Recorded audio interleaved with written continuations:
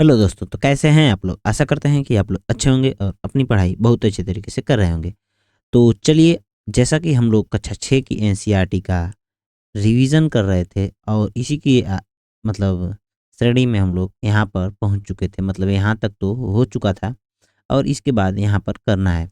इसका मतलब रिवीजन के तरीके शरीर के में संधि जो होती हैं, जॉइंट ऑफ बॉडी, मतलब शरीर के अंदर जो भी संधियाँ होती हैं, उसको हम लोग देखना है। जॉइंट को देखेंगे, जॉइंट कितने होते हैं, और यह मेरा नाम है और मैंने अपनी ही हड्डी का जोड़-तोड़ बना दिया है।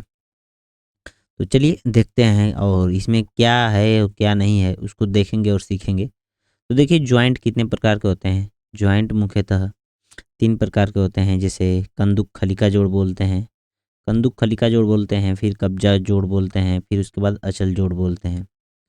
3 होते हैं, इसको बोलते हैं बॉल एंड सॉकेट, और इसको बोलते हैं हिंज, और इसको बोलते हैं फिक्स जॉइंट। अब इसमें देखेंगे कि ये बॉल एंड सॉकेट में कैसा होता है। बॉल एंड सॉकेट में इस तरह से बाल नुमा होता है, जिसको हम श्रोणी मेखला के नाम से जानते हैं। जो ये गड्ढा वाला होता है, इस वाले भाग को श्रोणी मेखला, और जो यह ऊपर वाला भाग इस तरह से बॉल नुमा होगा, इसको हम लोग head of farmer femur femur बोलते हैं। मतलब ये फीमर का भाग दिया तो हेड ऑफ फीमर बोलेंगे। बॉल एंड सॉकेट देखिए, यहाँ पे हम लोग समझाने का काम करेंगे। यहाँ पे इसको, ये जो बॉल जैसे है, ये तो बॉल होती है, और जो सॉकेट जैसे जिसमें जैसे ये अंदर वाला भाग है, ये एक चित्र से बनाते हैं। यहाँ पर इस तरह से एक और बना है यहाँ से, तो इसको हम लोग बोलेंगे बॉल, और इसको हम लोग बोलेंगे सॉकेट। याद रखिएगा। यहाँ पे दिया है कब्जा जॉइंट, मतलब हिंज जॉइंट। हिंज जॉइंट एक ऐसा, देखिए, यह किसी भी दिशा में इस तरह से मुड़ सकता है, किसी भी दिशा में। यहाँ पर इसकी दिशा भी दी गई है, यहाँ पर देखेंगे इस दिशा में मुड़ सकता है, इस तरह से भी मुड़ सकता है, ऊपर नीचे इधर किसी भी दिशा में मुड़ सकता है। लेकिन यहाँ पे सॉकेट वाले में देखेंगे, हिंज जॉइंट में देखेंगे। हिंज जॉइंट में क्या होता है कि इसमें 2 फेमस हड्डियाँ होती हैं, जैसे टिबिया फबुला और ह्यूमरस हड्डी जो होती है। इसके जो जॉइंट होते हैं, जो हाथ की हड्डियाँ होती हैं, वो अक्सर करके हिंज जॉइंट में जुड़ी होती हैं। तो यहाँ पे हिंज जो जॉइंट होता है, वो अक्सर करके एक ही तरफ मतलब मुड़ सकता है, और उसके अलावा नहीं मुड़ सकता है। और जो अचल जॉइंट होते हैं, यहाँ पर आप लोग देखेंगे, अचल जॉइंट को देखेंगे, मतलब फिक्स जो जॉइंट होते हैं वो हमेशा फिक्स रहते हैं, वो घूम नहीं सकते हैं। यह घूम नहीं सकते हैं, यह स्थिर रहने का काम करते हैं। क्या करते हैं? स्थिर स्थिर रहेंगे, और यह घूम नहीं सकते हैं। जैसे मस्तिष्क की में हड्डियाँ होती हैं, मस्तिष्क में हड्डियों जो होती हैं, इनको क्रेनियम हड्डी बोलते हैं, और इनकी संख्या जो होती है 29 होती है। याद रखिएगा, इनकी संख्या जो होती है 29 होती है। आगे देखते हैं कि बॉल एंड सॉकेट।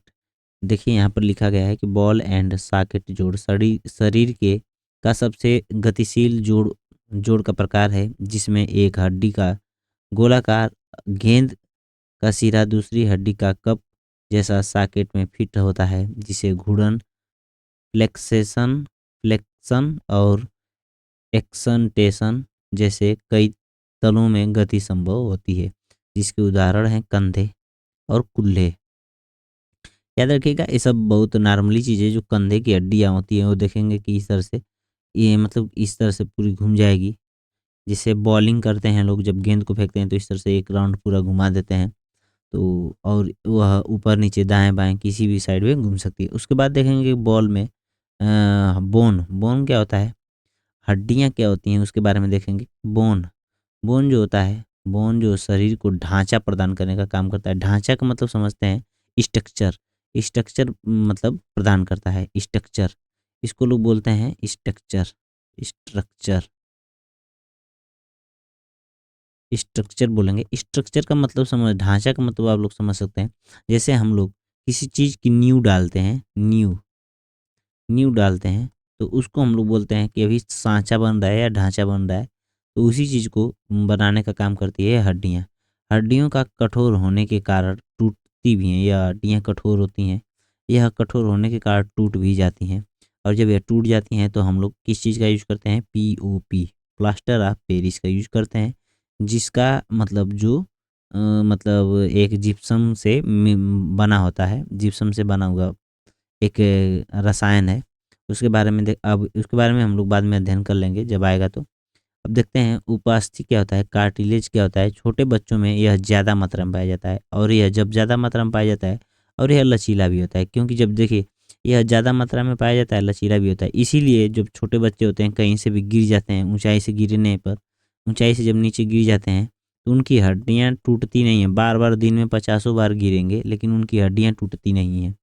वो उसी तरह से अगर वहीं पर बड़े बड़े लोग जो होते हैं उनकी हड्डियाँ जो होती हैं, उनकी जो बोन होती है वो काफ़ी कठोर होती है। काफ़ी कठोर होने के बाद अगर उतनी ही ऊँचाई से एक बालक की जगह पर एक वयस्क आदमी को गिरा दिया जाए तो क्या होता है कि वो आदमी नीचे गिरते ही उसकी हड्डियाँ टूट जाती हैं और टूटने के साथ-साथ उनको पीओपी यानी प्लास्टर ऑफ पेरिस की भी ज़रूरत पड़ जाती है। तो हम लोग देखेंगे कि उपास्थि कहाँ पर पाई जाती है, तो कान के ऊपर। उपास्थि जो होती है कान के ऊपर पाई जाती है। उपास्थि जो होती है कान के ऊपर पाई जाती है, याद रखिएगा। अब यहाँ पे केंचुए को देखेंगे, केंचुआ क्या होता है? केंचुआ में संकुचन चाल कैसे होती है? जैसा कि हम लोग देखने या जो चैप्टर है इसको हम लोग देख रहे थे संधि। संधि क्या होता है? तो ये मुझको लगा केंचुआ कहाँ से आ गया यार संधि में? तो संधि में जो होता है इसके भी अंदर कुछ संधियाँ होती हैं और मुझको लग रहा है कि यह थोड़ा-सा उल्टा-सीधा सिस्टम हो गया है। यह किसी दूसरे चैप्टर का यह पेज आ गया है इसमें और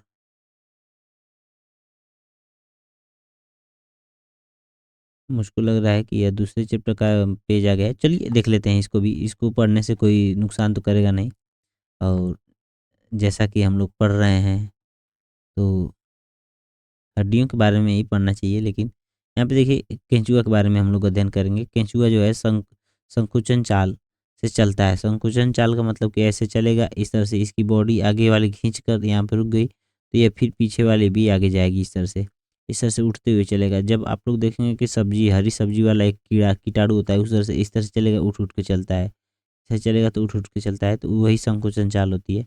केंचुआ को किसानों का मित्र कहते हैं। यह मृदा को भुरभुरा बनाता है और यह उपजाऊ बनाने का काम करता है। इसमें जो होते हैं, जो इसके भाग होता है, एनस होता है और ये सब बहुत माउथ इधर होता है, बहुत इसके भाग होते हैं।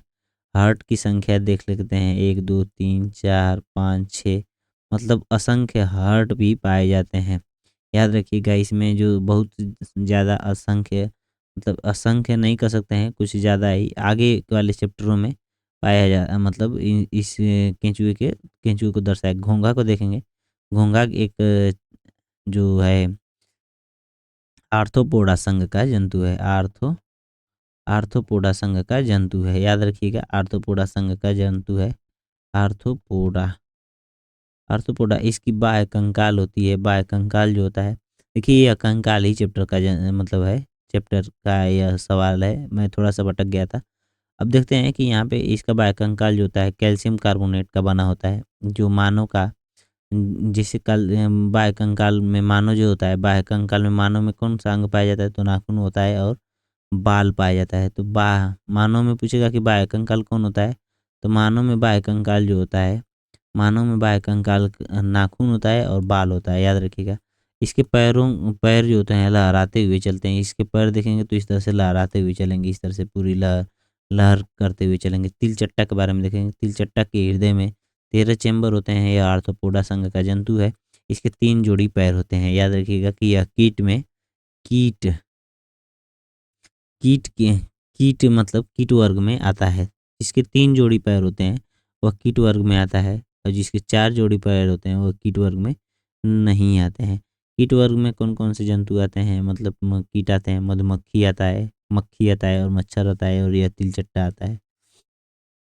मकड़ी देखिए कीट वर्ग का जंतु नहीं है। याद रखिएगा कि मकड़ी कीट वर्ग का जंतु नहीं है और इसके 4 पैर होते हैं। अब मछली के बारे में कुछ देख लेते हैं।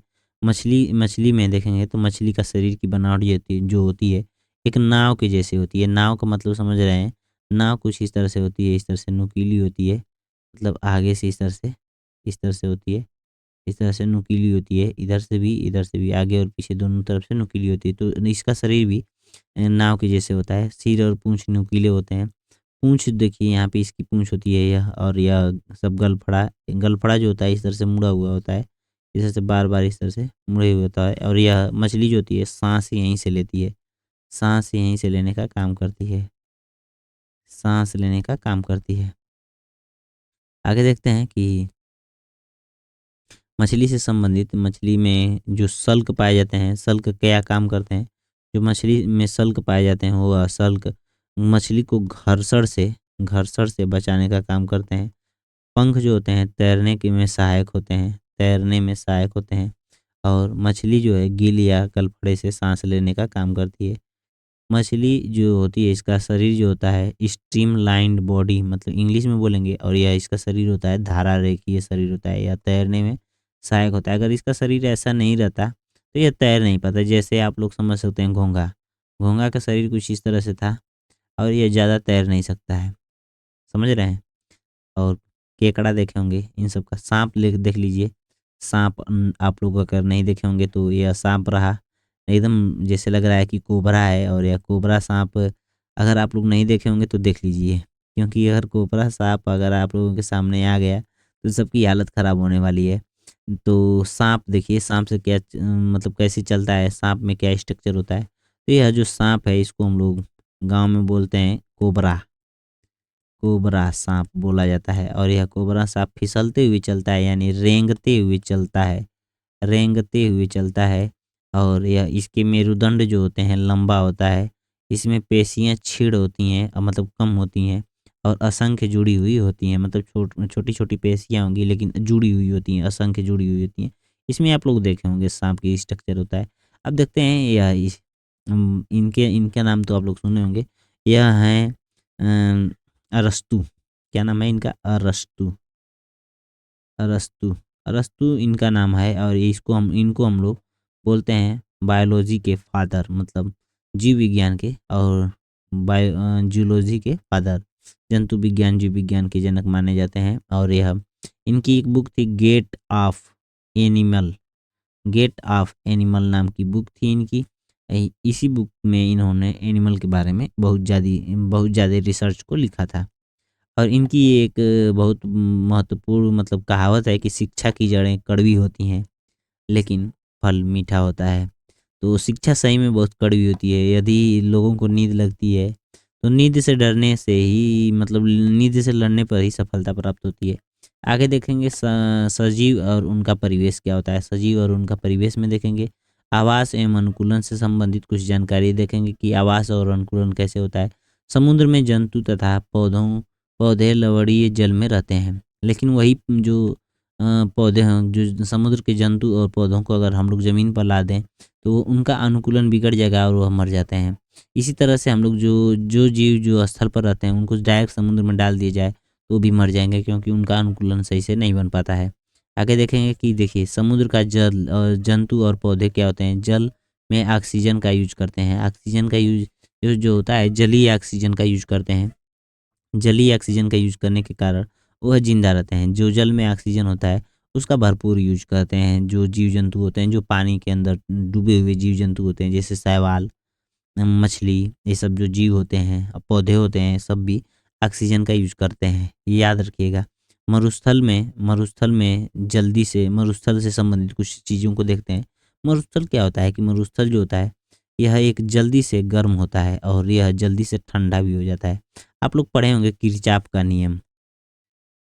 किरचाफ का नियम किरचाफ का नियम ये कहता है कि जो जो कोई वस्तु है यदि कोई वस्तु जितना जल्दी गर्म होगी वो उतना ही जल्दी ठंडा भी होगी। जो जितना जल्दी से गर्म होगी वह उतना ही जल्दी से ठंडी होगी। याद रखिएगा। तो यही चीज़ होता है मरुस्थल में। मरुस्थल में किरचाफ का नियम भरपूर काम करता है। और मरुस्थल से संबंधित क्या है कि मरुस्थल जल्दी से गर्म होता है और जल्दी से ठंडा भी होता है। इसी कारण दिन में यह जो इसका कारण है कि दिन में यह जल्दी से गर्म हो जाता है और रात में ये जल्दी से ठंडा हो जाता है। इसीलिए राजस्थान जो भारत में पड़ता है एक मरुस्थलीय भाग मतलब राज्य है। राजस्थान राजस्थान एक भारत का ऐसा राज्य है जहाँ पर मरुस्थल भरपूर मात्रा में है। यहाँ पर आप जब दिन में जाएंगे तो 10, 11, 12 बजे जब दिन होता है भरपूर जब धूप आ जाती है तो ये पूरा गर्मी का एहसास दिला देता है। वहीं पर जब रात होती है तो राजस्थान में ठंड लगने लगती है। किरचॉफ का नियम जो होता है अच्छे उत्सर्जक अच्छे अवशोषक भी होते हैं। याद रखिएगा अच्छे उत्सर्जक अच्छे अवशोषक भी होते हैं। रेगिस्तान से संबंधित हम लोग देख लेते हैं। रेगिस्तान का जहाज किसे कहते हैं? तो रेगिस्तान का जहाज हम लोग ऊँट को बोलते हैं। यह ऊँट होता है और ऊँट के पैर लंबे क्यों होते हैं? और क्योंकि यह गर्मी से बचने का काम करते हैं, बचाने का काम करते हैं ऊँट को। ऊँट को यह मतलब गर्मी से ये बालू की गर्मी जो है इसके पूरे शरीर पर ना जा सके।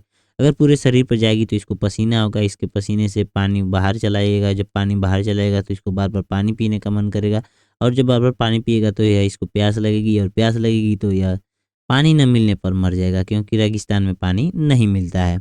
इसीलिए ऊँट के पैर अनुकूलन के हिसाब से लंबे बने होते हैं, क्योंकि अगर अनुकूलन है तो ऊँट का पैर लंबा इसलिए है कि मतलब पैर लंबा होगा तो इसके पैर तक मतलब शरीर तक, पूरे शरीर तक गर्मी नहीं जा पाएगी और गर्मी नहीं जा पाएगी तो वाष्पोत्सर्जन यानी पसीना नहीं होगा। जब पसीना नहीं होगा तो इसके शरीर में जो पानी की मात्रा है बरकरार बनी रहेगी। याद रखिएगा कि यह इसके पैर लंबे इसलिए होते हैं कि जिससे पसीना नहीं होगा।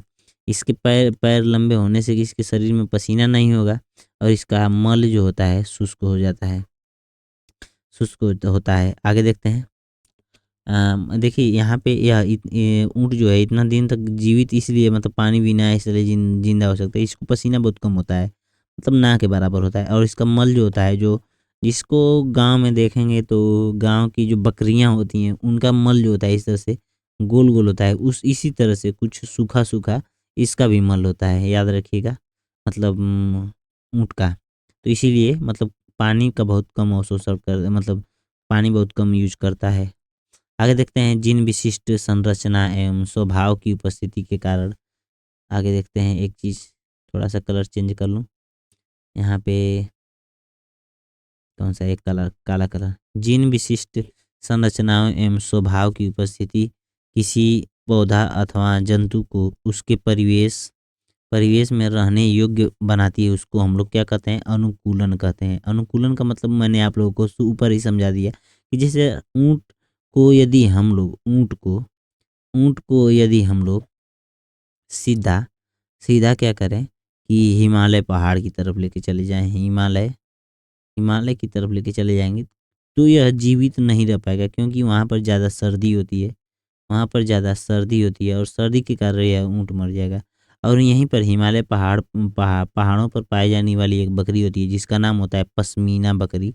पश्मीना बकरी को डायरेक्ट आप सीधा लेके चले जाइए रेगिस्तान में, ऊँट के साइड जिधर ऊँट रहता है उधर रेगिस्तान में लेके चले जाइए।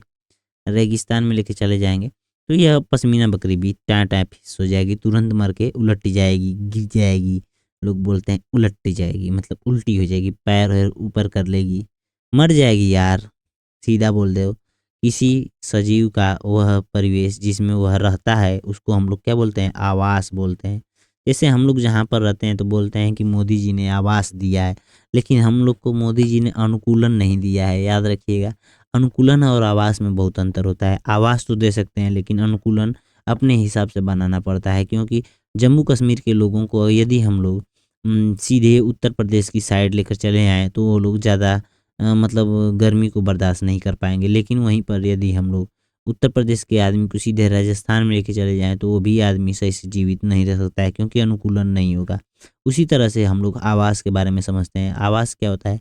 आवास तो हम कहीं पर भी बना सकते हैं, घर हम लोग कहीं पर भी बना सकते हैं, लेकिन अनुकूलन अपने हिसाब से नहीं बनाया जा सकता है। देखते हैं, किसी आवास में पाए जाने वाले सभी जीव जैसे पौधे एवं जंतु उसके क्या होते हैं? जैव घटक होते हैं। जो आवास के अंदर पाए जाते हैं, जैसे मान लीजिए कि कोई घर है, उसके अंदर जो भी चीज़ें पाई जाती हैं उसको हम लोग क्या बोलते हैं? घटक बोलते हैं। और जो जैसे जो आवास होता है बड़े लेवल पर जो होता है उसमें जो जीव होते हैं, जैसे पौधे और जीव जो होते हैं एवं जंतु जो होते हैं उनको हम लोग जैव घटक के नाम से जानते हैं। जैव घटक के अंतर्गत कौन जैव घटक होते हैं? जो जीवित जीवित जीव होते हैं उसको हम लोग जैव घटक बोलते हैं। जो अजीवित होते हैं, मतलब जिनके अंदर निर्जीव, मतलब कोई भी मतलब प्राण नहीं होता है, उनको हम लोग अजैव घटक बोलते हैं। जैसे चट्टान, मिट्टी, वायु और जल जैसी अनेक संरचनाएं होती हैं जो मतलब जीवित नहीं होती हैं। अब देखते हैं आवास के बारे में। आवास दो भागों में बांटा होता है, अजैव जैव जैव घटक और अजैव घटक। जैव घटक में कौन कौन चीज़ आते हैं? जंतु और पौधा आता है। अजैव घटक में कौन कौन चीज़ आते हैं? मृदा आता है, सनलाइट यानी सूर्य की लाइट आती है, सूर्य की लाइट, सूर्य की रोशनी बोल सकते हैं, रोशनी बोल सकते हैं, और सूर्य की गर्मी बोल सकते हैं। बहुत मतलब ये सब अजैव घटक के अंतर्गत आती है। वायु होता है, पानी होता है और चट्टान होती है। याद रखिएगा ये सब चीज़ें। अ, देखिए मरुस्थल, मरुस्थल का जहाज किसको बोलते हैं? ऊँट बोलते हैं, अभी हमने बताया। सबसे बड़ा मरुस्थल कहाँ पर है? पृथ्वी का सबसे बड़ा मरुस्थल कहाँ पर है? आप लोगों को बताना है कमेंट बॉक्स में। और भारत का सबसे बड़ा मरुस्थल कौन है? भारत में सबसे बड़ा मरुस्थल, भारत में सबसे बड़ा मरुस्थल, सबसे बड़ा मरुस्थल कहाँ है? तो इसको बताना है। और विश्व में विश्व में विश्व में सबसे बड़ा मरुस्थल, विश्व में सबसे बड़ा मरुस्थल कहाँ पर है? उसको आप लोग को बताना है। दोनों चीज़ को बताना है। इसको कमेंट बॉक्स में आप लोग बताइएगा। यदि आप लोग मतलब तैयारी करते हैं तो इसको तो जानते ही होंगे। आगे देखते हैं मरुस्थल में जो जो भी मतलब इसको हम बता रहे थे, यहाँ पे क्या बोलते रहे थे, अनुकूलन होता है उसके बारे में। मरुस्थल में जो अनुकूलन होता है, क्योंकि मरुस्थल में अनुकूलन जो होता है, क्योंकि इसके ऊँट का अनुकूलन इसलिए संभव है क्योंकि इसके पैर लंबे होते हैं, या पानी का कम, इसके पैर लंबे होने के कारण जो होता है रेत की गर्मी इसके शरीर तक नहीं पहुँच पाती, जिससे वाष्पोत्सर्जन की क्रिया कम हो जाती है। और यह कम होने के कारण कम होने के कारण यह ज़्यादा दिन तक जीवित रह सकता है और ज़्यादा देर तक बिना पानी पिए जीवित रह सकता है। तो हम लोग यहाँ तक देख चुके हैं। आगे देखते हैं कि अब जो अन्य जीव होते हैं वो कैसे अनुकूलन बनाए रखते हैं। तो जो देखिए चूहा जो होता है और साँप होता है, इन दोनों को एक साथ हम लोग देखेंगे। क्योंकि चूहा और साँप 2 जीव होते हैं, यह ऊपर नहीं रहते हैं लेकिन ये भी रेगिस्तान में रहते हैं। ये दोनों चीज़ ऊपर नहीं रहते हैं लेकिन ये भी रेगिस्तान में ही रहते हैं। यह कैसे रहते हैं? यह बिल के अंदर रहते हैं। यदि यह ऊपर आ जाएँगे लोग ना तो मर जाएँगे। मतलब रेगिस्तान के सतह के ऊपर आ जाएँगे तो मर जाएँगे। क्योंकि कैसे मरेंगे? क्योंकि इसकी जो बालू होता है, जो परत होती है, जो रेत होती है, बहुत ज़्यादा गर्म होती है। और इन लोगों की सतह मैं बोल रहा हूँ, इन लोग की चमड़ी जो होती है बहुत नाज़ुक होती है। क्या होती है? नाज़ुक होती है। नाज़ुक होने के साथ-साथ ये लोग बहुत मतलब शीत ब्लड के अंतर्गत आते हैं। मतलब इन इन लोगों का जो ब्लड होता है अनुकूलन के हिसाब से ढल नहीं सकता है। इसलिए इन लोग ज़्यादा गर्मी पड़ने की वजह से मर जाते हैं। बिल से बाहर जो आते हैं, ये क्यों कब आते हैं? रात में आते हैं या ठंडा पर जब होता है, जब मौसम ठंडा होता है तो यह बिल से बाहर आते हैं। लेकिन देखिए एक चीज़ मैं बता दूँ, जब आप लोग रेगिस्तान में जाइएगा, रेगिस्तान रेगिस्तान में यदि आप लोगों को मांद यानी बिल दिखे, कहीं पर भी बिल दिखे, तो आप लोग डायरेक्ट उसमें हाथ मत डालिएगा। क्योंकि उसमें साँप भी हो सकता है और उसमें चूहा भी हो सकता है। लेकिन वहीं पर यह बिंदास आप पैदल चल सकते हैं दिन के समय आप पैदल चल सकते हैं, क्योंकि ये दोनों दिन में कहीं पर दिखाई नहीं देंगे। इन लोग की ये हालत ख़राब हो जाती है, मतलब एक तरह से हीरो स्टाइल में बोला जाए तो इन लोग की फटती है, मतलब गर्मी की वजह से। हालत ख़राब होती है। और दिन में क्या होता है, रेगिस्तान गर्म होता है, इसलिए यह लोग बाहर नहीं निकल सकते हैं। तो दिन में आप पैदल बिंदास बालू में चल सकते हैं, रेगिस्तान में के जंगलों में चल सकते हैं। मतलब जो भी रेगिस्तान में जंगल पाए जाते हैं, इन लोगों से कोई खतरा नहीं होगा, साँप से भी खतरा नहीं होगा दिन में। लेकिन वहीं पर यदि अगर रात में चल रहे हैं भैया, तो सँभल कर चलिएगा, क्योंकि रात में ये सब ठंडा मौसम होने के कारण निकल जाते हैं बिल से। और ये निकलेगा तो कोई नुकसान नहीं है, चूहा निकला तो कोई नुकसान नहीं है, लेकिन यहाँ पर यदि यह कोबरा भैया निकल गए, तो आपकी बैंड बजाएँगे। एक बार डसे तो फिर दूर-दूर तक क्या बोलता है कि सो जा मुन्ना नहीं तो वरना गब्बर आ जाएगा। एक बार ये इन्होंने काट लिया तो फिर आपको डॉक्टरी तो नहीं मिलेगी, कोई डॉक्टर नहीं मिलेगा और आप वहीं पर तड़प-तड़प के इस दिल से आह निकलती रही, गाना सुन-सुन के मर जाएँगे। जैसे वो मरा था, क्या बोलते हैं, शायद दुनिया को जीतने वाला, किसका नाम था यार, वो 17 देशों को जीत चुका था और वो मर गया तड़प-तड़प के। मैं भूल गया हूँ, तो उसको शायद याद है कि निकस था कोई, कापरनिकस नहीं था यार। बहुत दूर से आया था। विश्व विजेता उसको बोला जाता है। मुझको यहाँ तक याद है कि उसको विश्व विजेता बोला जाता है, लेकिन मुझको ये ना याद नहीं याद आ रहा है। सिकंदर नाम था, देखो यार सिकंदर नाम था। वो सिकंदर भी जब इसी तरह तड़प-तड़प के मरा था। देखते हैं कैक्टस का पौधा कैसे मरुस्थल में मतलब अपना अनुकूलन बनाए रखता है। तो कैक्टस का पौधा जो होता है, यह अनुकूलन इसके पत्ती पर प्लास्टिक बांधने पर कम वाष्प उत्सर्जन करेगा। लेकिन वहीं पर अगर हम लोग इस तरह के पौधे को हम लोग पत्ती से प्लास्टिक से बांध देते हैं पत्तों को, तो क्या होगा कि यहाँ पे ज़्यादा जल वाष्प करेगा। तो इस हिसाब से हम लोग समझते हैं इसकी जड़ें लंबी होती हैं, और इन सब की जड़ें जो होती हैं छोटी छोटी जड़ें होती हैं, और ये इसकी पत्तियाँ जो होती हैं कांटेदार होती हैं, कांटे के रूप में अपने आप को मतलब बदल लेती हैं। और यह पत्तियाँ जो होती हैं एक तरह से काँटा बन जाती हैं। मतलब तना तो हरा होता है, लेकिन पत्तियाँ जो होती हैं काँटे के रूप में बदल जाती हैं। तो अब हम बता देते हैं कि जब ये पत्तियाँ काँटे के रूप में बदल जाती हैं, तो काँटे से सोचिए कि कितना ही पानी बाहर निकल सकता है। लेकिन वह जो जो भी वाष्पोत्सर्जन होता है इसके तने से होता है। जो भी प्रकाश प्रकाश संश्लेषण की क्रियाएँ जो होती हैं, जो प्रकाश संश्लेषण होता है, प्रकाश संश्लेषण की क्रिया जो होती है, वह इन पौधों से होती है। पौधों के तनों से होती है, मतलब जो कैक्टस का पौधा होता है उसके तने से।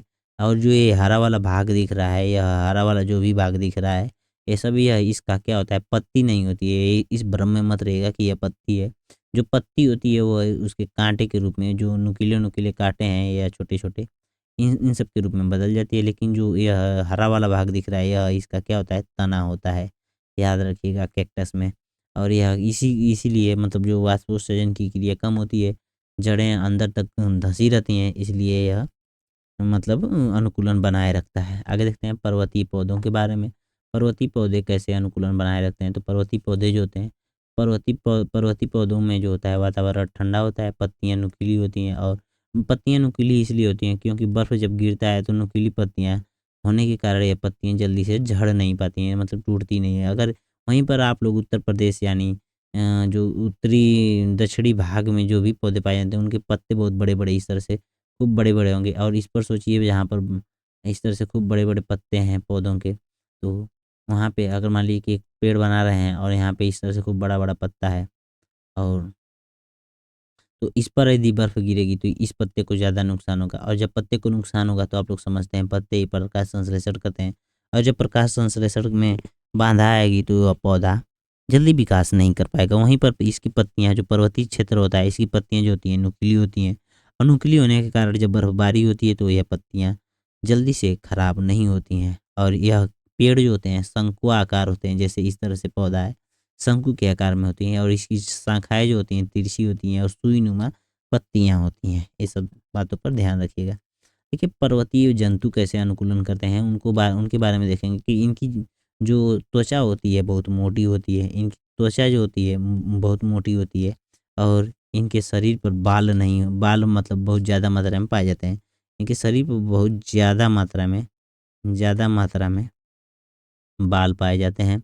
और इनकी उम, जो खुर होती है यह बहुत मजबूत होती है। और ये मजबूत होने के साथ-साथ यह मजबूत जो होती है इसीलिए यह पर्वतों पर ऊपर तक चढ़ पाते हैं, ऊपर तक चढ़ जाते हैं। मतलब यह कहीं पर भी देख रहे हैं यह कहाँ पर आके खड़ा है, यहाँ पर हम लोग नहीं जा पाएँगे, डर के मारे मर जाएँगे। और यह पूरा एकदम बड़ी-बड़ी सींग लेके मतलब चढ़ गया है। और इसी को हम लोग ये ऐसे ही जो जंतु जो ज मतलब पर्वतीय क्षेत्र में जैसे जम्मू कश्मीर की तरफ एक बकरी पाई जाती है, जो पश्मीना बकरी होती है, कुछ इसी मॉडल की होती है। और यहाँ पर इन सबको मतलब उदाहरण दिया गया है याक, पहाड़ी बकरी और पहाड़ी तेंदुआ। इन सब देखिए पहाड़ों में जाएँगे तो बकरियाँ ही नहीं तेंदुए भी पाए जाते हैं। इससे आप लोग सतर्क रहिएगा। कहीं पर लोग जम्मू कश्मीर जैसे राज्य में घूमने जाते हैं, उत्तराखंड घूमने जाते हैं, तो वहाँ पर ये सब पाए जाते हैं। घास स्थल में जो होता है, घास स्थल में देखिए 2 चीज़ पाए जाते हैं। वहाँ पर शेर भी पाया जाता है, और वहाँ पर क्या होता है, हिरण भी पाया जाता है। तो शेर कैसे अनुकूलन करता है? शेर की आँखें जो होती हैं सामने की ओर होती हैं, शेर की आँखें जो होती हैं सामने की ओर होती हैं। वहीं पर हिरण की आँखें जो होती हैं सामने की ओर नहीं होती हैं। उनकी आँखें जो होती हैं किनारे होती हैं। याद रखिएगा कि उनकी आँखें जो होती हैं किनारे होती हैं। शेर शक्तिशाली जानवरों में गिना जाता है, या बहुत शक्तिशाली होता है। अपने शिकार को जब एक बार टारगेट कर लेता है कि हम मारेंगे और तुमको ज़रूर मारेंगे, मगर वो जगह हमारी भी होगी और वह गोली हमारी भी होगी। ऐसा कुछ टारगेट करते हैं ये सब और इन उन जानवरों को मारने का काम करते हैं। यह मटमैला भूरे रंग का होता है, इसके नाखून मजबूत और नुकीले होते हैं जो कि शिकार करने में बहुत सहायक होते हैं। शिकार करने में सहायक होते हैं। यह एक शिकारी जंतु भी है। याद रखिएगा, शेर एक शिकारी जंतु भी है, अपने शिकार को टारगेट करके मारता है। जैसे मैंने आप लोगों को बताया कि मैं मारूँगा और तुम लोग को ज़रूर मारूँगा, मगर वो जगह भी हमारी होगी और वो बंदूक भी हमारी होगी। उसी तरह से हिरण जो होता है, कैसे घास के क्षेत्र में अनुकूलन करता है, तो इसकी यह कठोर पौधों के तनों को खा सकता है, ये पत्तियों को खा सकता है और इसके जबड़े बहुत मजबूत होते हैं और इसके दाँत भी बहुत मजबूत होते हैं। शरीर शरीर में बचने के लिए लंबे कान होते हैं। देखिए, शरीर से बचने शिकारी से बचने मैं सॉरी शिकारी से बचने के लिए इसके कान जो होते हैं बहुत लंबे होते हैं। कान लंबे इसलिए होते हैं कि जब ये कान जो होते हैं, इस तरह से लंबे-लंबे कान होते हैं, यह ध्वनि को ज़्यादा एब्ज़ॉर्ब करेंगे। यदि कोई चीज़ ध्वनि आ रही है तो इनके कानों पर टकराएगी और जल्दी से इनको सुनाई दे देगा कि कोई आ रहा है। और इनकी आँखें जो होती हैं किनारे पर होती हैं, मतलब इस तरह से मुँह है, तो इसके मुँह के किनारे पर होंगी और शेर की जो आँखें होती हैं इस तरह से मुँह है तो एकदम सामने होती हैं। याद रखिएगा ये सब चीज़ें। इसीलिए यह जो होता है हिरण मतलब अ, जीवित रह सकता है। समुद्र में देखेंगे, मुझको लग रहा है कि अभी आधे घंटे हो चुके हैं और मैं आप लोगों के लिए आधे घंटे से ज़्यादा की वीडियो नहीं बनाना चाहता हूँ। तो चलिए, कल हम लोग देखेंगे समुद्र स्थल से अनुकूलन, फिर उसके बाद मुझको लग रहा है कि समुद्र के बाद है जीव और जंतु, फिर पौधा। ये मुझको लग रहा है कि अगला चैप्टर हो जाएगा प्रजनन। चलिए देख लेते हैं समुद्र में, समुद्र के बाद जीव जंतु को छोड़ देंगे और यहाँ से देखेंगे समुद्र में कैसे अनुकूलन होता है, उसके बारे में देखेंगे। समुद्र में रहने वाले जो जीव होते हैं, वह गलफड़े से साँस लेते हैं और कहीं न कहीं पानी के अंदर जो ऑक्सीजन होता है, जो पानी के अंदर ऑक्सीजन होता है, उसका उपयोग करते हैं। जो पानी के अंदर का जो ऑक्सीजन होता है, पानी में जो ऑक्सीजन होता है, उसका यूज़ करते हैं समुद्री जीव, इसलिए यह जीवित रह सकते हैं। समुद्री जीव में डॉल्फ़िन और एक बहुत महत्वपूर्ण मछली है व्हेल। व्हेल मछली जो होती है, ये नाक से साँस लेते हैं। इन इन सब में देखिए विविधता कैसे है। यह तो समुद्र में पाए जाने वाले जीव हैं, या बहुत बड़े-बड़े साइज़ के भी होते हैं और लेकिन यह नाक से साँस लेते हैं। देखिए क्या है, कुदरत का करिश्मा ही इसको ही समझ लीजिए या कोई चमत्कार ही समझिए। इतने बड़े समुद्र के अंदर रहते हुए भी यह नाक से साँस लेते हैं।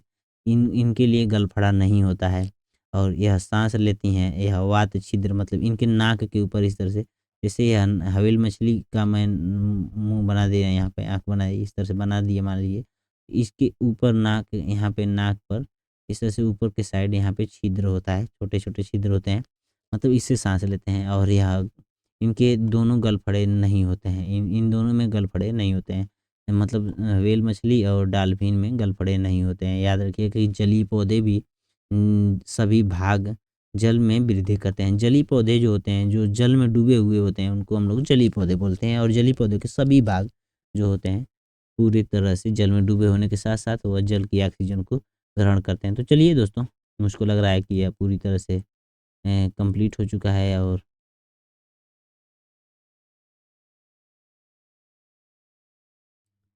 तो मैं एक चीज़ आप लोगों से कहना चाहूँगा कि आप लोग मेरे इस चैनल को क्या बोलते हैं, सब्सक्राइब सब्सक्राइब ज़रूर कर दीजिए। सब्सक्राइब सब्सक्राइब ज़रूर कीजिए और साथ ही साथ लाइक करिए और अपने 2-4 दोस्तों को शेयर कर दीजिए। और अब मैं यह रिवीजन की वीडियो बनाता हूँ, आप लोग सब्सक्राइब कर लीजिए, क्योंकि अगर सब्सक्राइब कर लेंगे तो मैं जो भी रिवीजन की वीडियो बनाऊँगा, कोई मैं ये नहीं बता सकता हूँ कि कोई ख़ास वीडियो है, ये अच्छी है, मैं एनसीईआरटी पढ़ के अपने से लिख के आप लोगों को बता रहा हूँ।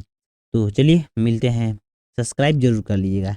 मिलते हैं अगली वीडियो में, देखते हैं क्या है अगले टॉपिक में। अगला टॉपिक यही रहेगा, ये सब है। याद रखिएगा, जीव और जंतु से शुरू करेंगे। मुझको लग रहा है कि 32 पेज तक हम लोग कर लिए हैं, 45 पेज है और धीरे-धीरे 2-4 और 2-3 वीडियो और लगेगी उसमें आराम से, और बहुत आराम से करेंगे तो मुझको लगता है 2 घंटे की वीडियो में कंप्लीट हो जाना चाहिए। चलिए धन्यवाद, जय हिंद, जय भारत।